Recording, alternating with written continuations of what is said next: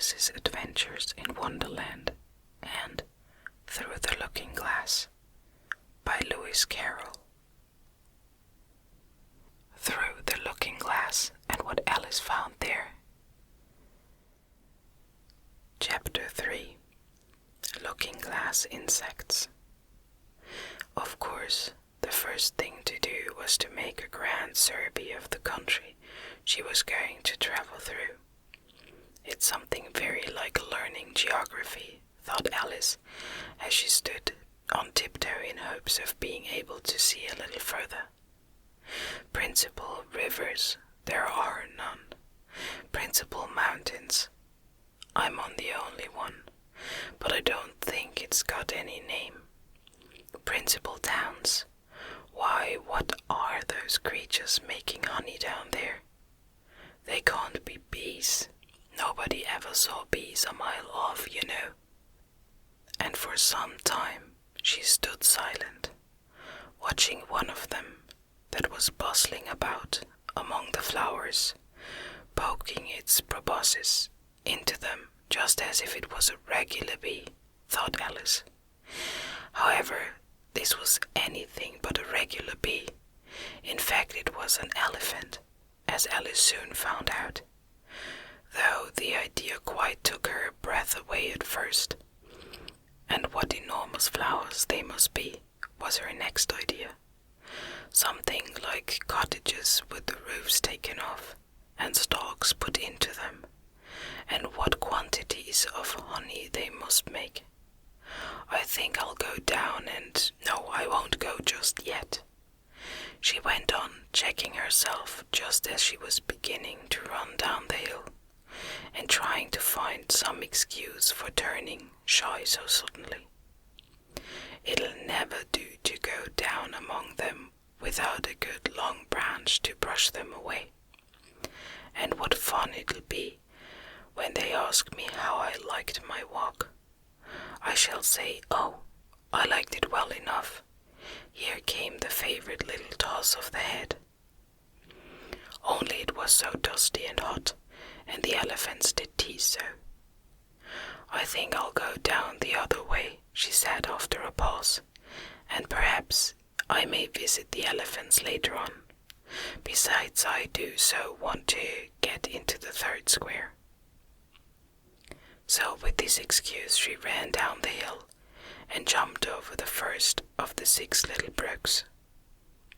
"Tickets, please," said the guard, putting his head in at the window.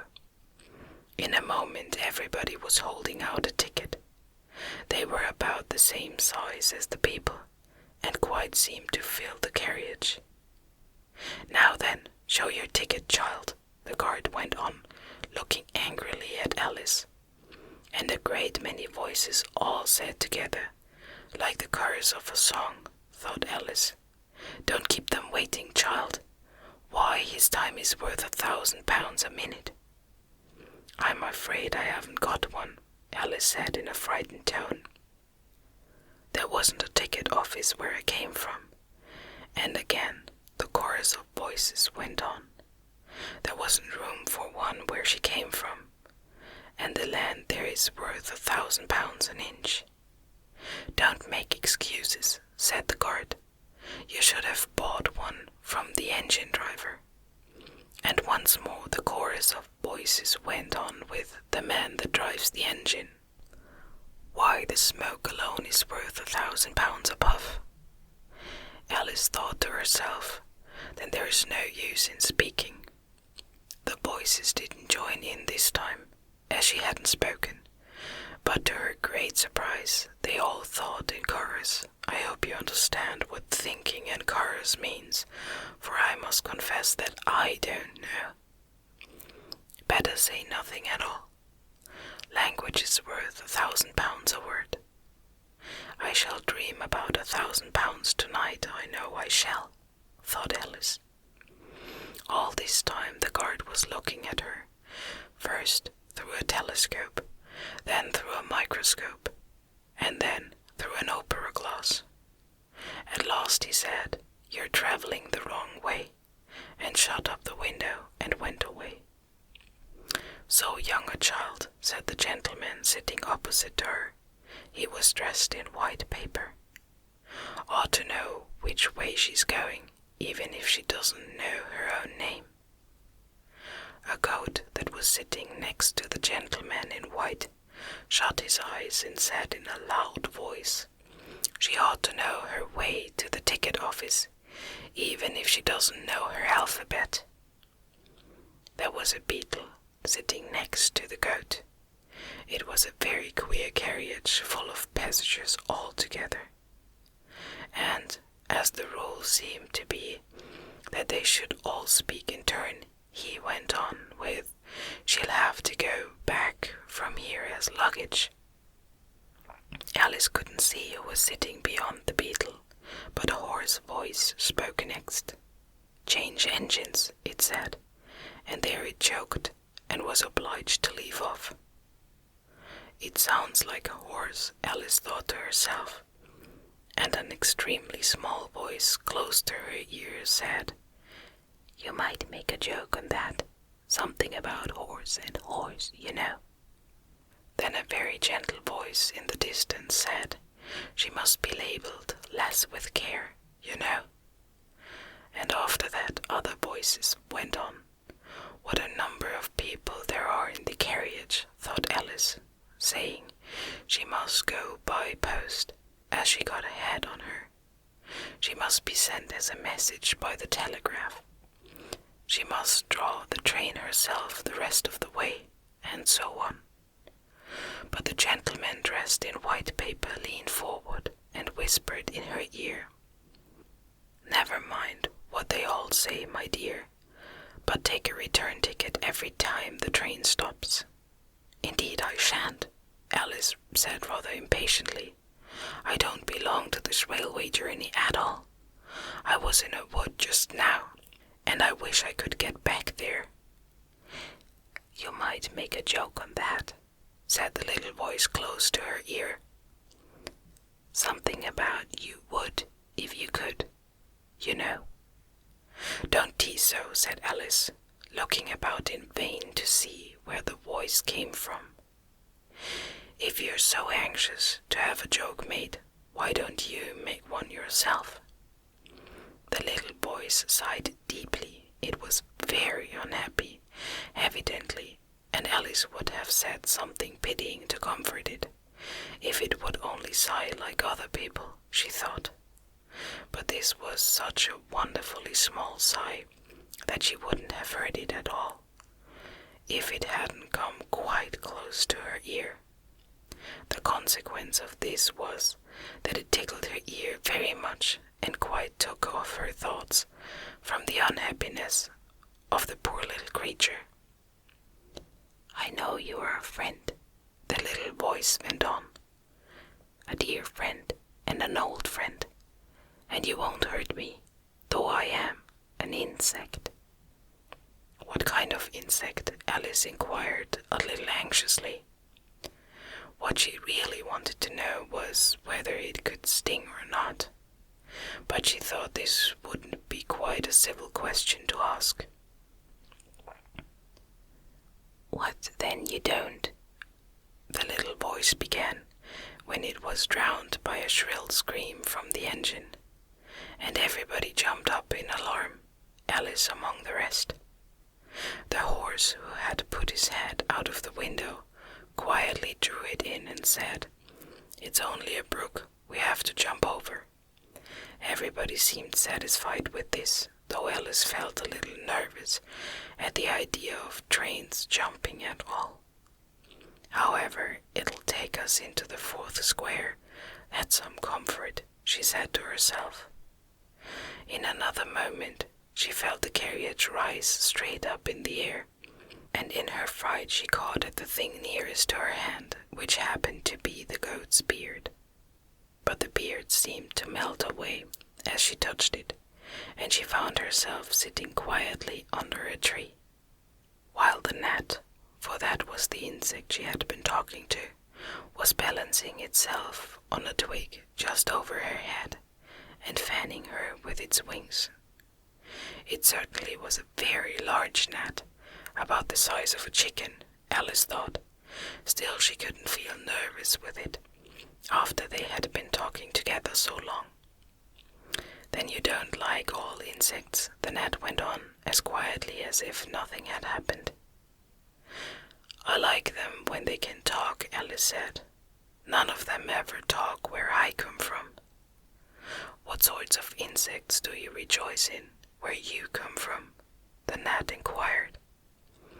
I don't rejoice in insects at all, Alice explained, because I'm rather afraid of them, at least the large kinds. But I can tell you the names of some of them. Of course they answer to their names, the gnat remarked carelessly. I never knew them to do it. What's the use of their having names, the gnat said, if they won't answer to them? No use to them, said Alice, but it's useful to the people that name them, I suppose. If not, why do things have names at all? I can't say, the gnat replied. Further on, in the wood, down there, they've got no names, however. Go on with your list of insects. You're wasting time. Well, there's the horsefly. Alice began counting off the names on her fingers. All right, said the gnat. Halfway up that bush you'll see a rocking horsefly.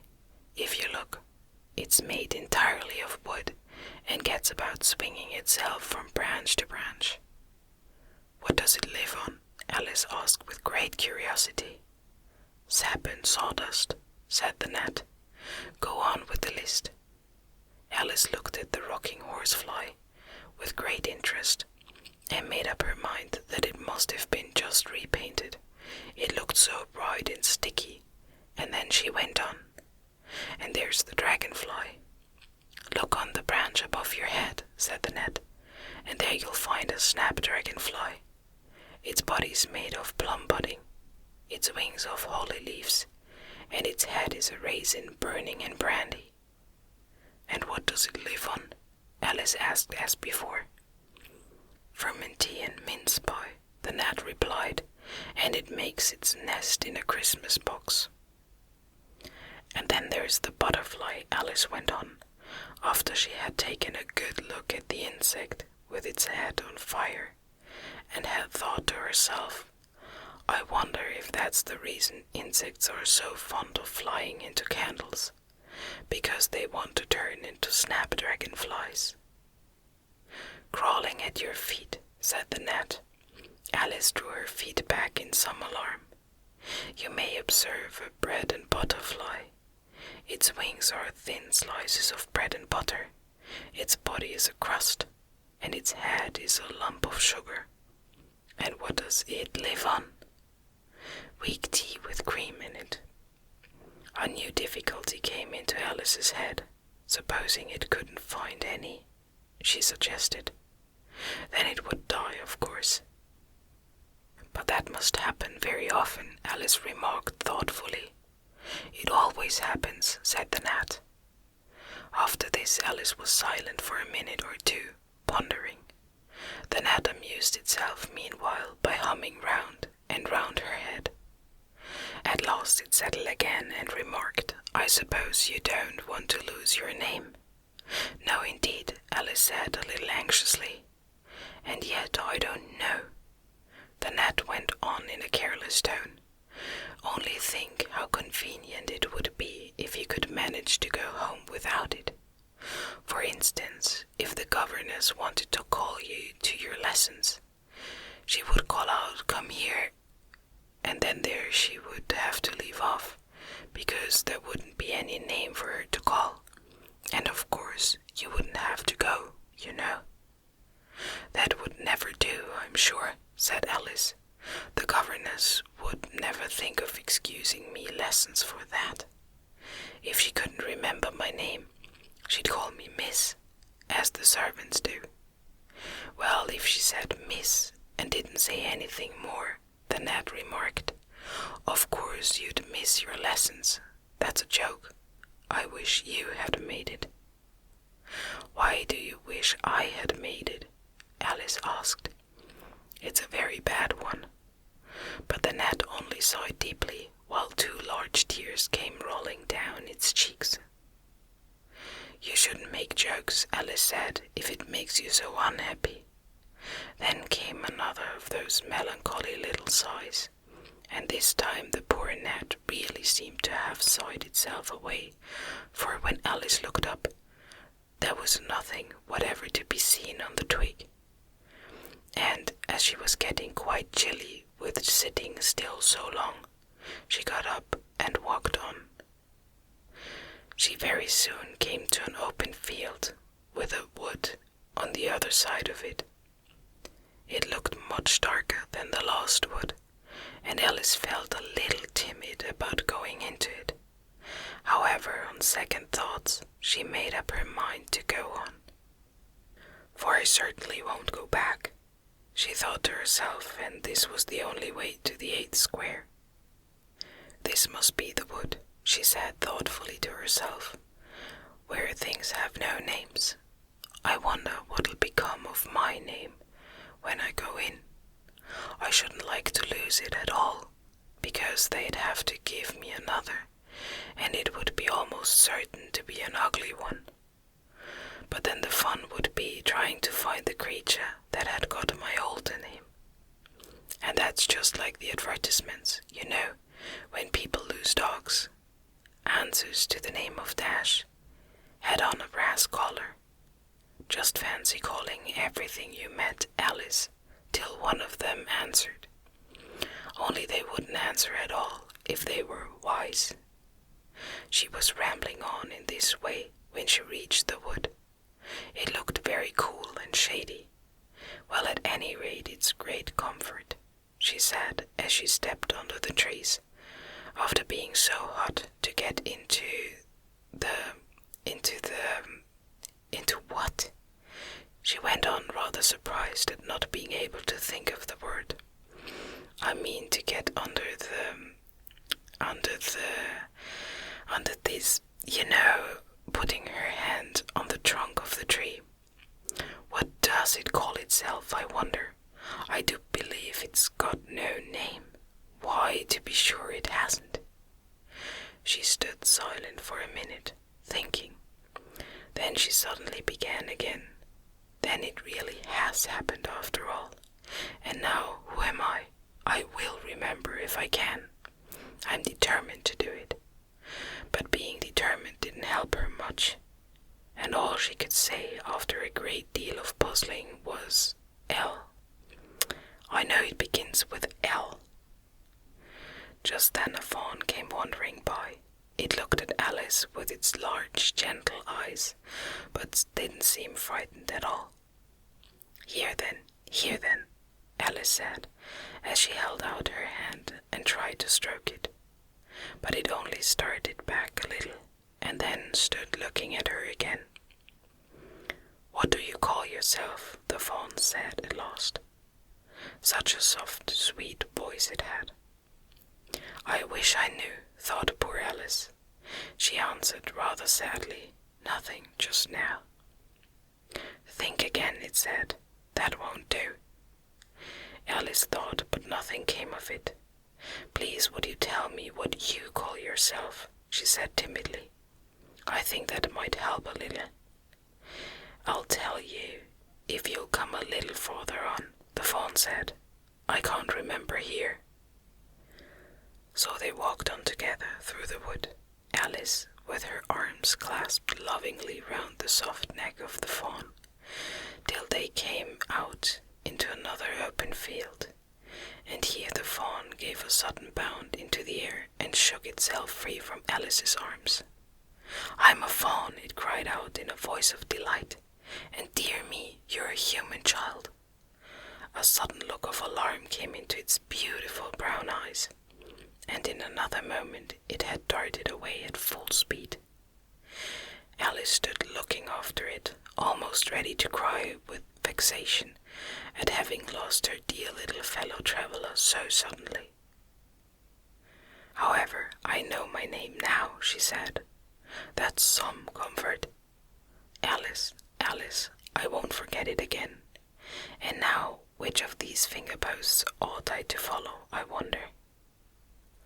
It was not a very difficult question to answer, as there was only one road through the wood, and the 2 finger posts both pointing along it. "I'll settle it," Alice said to herself, "when the road divides, and they point different ways." But this didn't seem likely to happen. She went on and on, a long way, but wherever the road divided, there were sure to be 2 finger posts pointing the same way, one marked to Tweedledum's house, and the other to the house of Tweedledee. "I do believe," said Alice at last, "that they live in the same house. I wonder I never thought of that before, but I can't stay there long.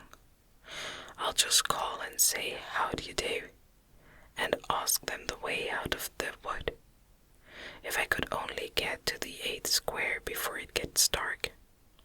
So she wandered on, talking to herself as she went, till, on turning a sharp corner, she came upon 2 fat little men so suddenly that she could not help starting back.